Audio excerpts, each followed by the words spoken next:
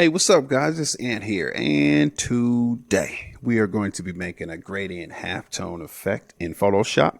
Only thing we have to do, let's pull up our layer. We have a cool little layer here, and let's click on image, go to mode, and let's choose grayscale.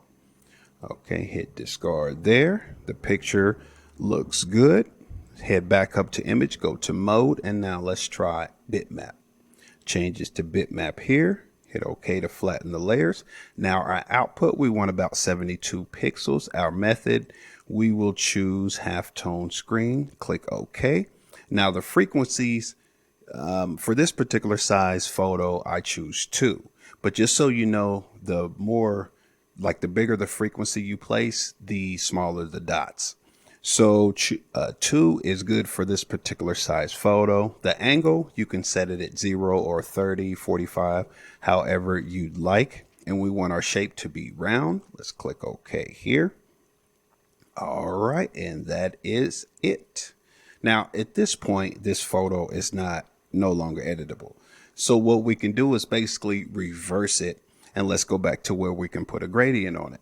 Because if you see right now, you try to do anything, you can't do anything with this picture. You can't click on absolutely nothing. Okay, so what we'll do is basically we'll head up to image, go to mode, hit grayscale, click OK, and let's go back up to image, hit mode again. Now let's choose RGB color.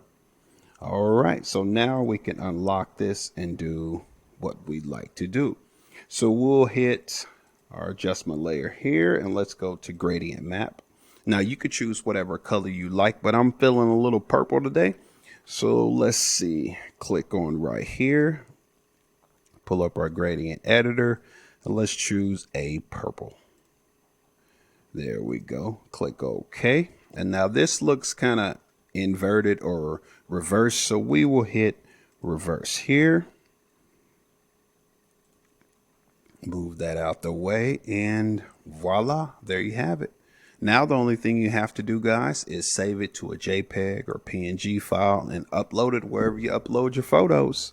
And that is it. That is it, guys.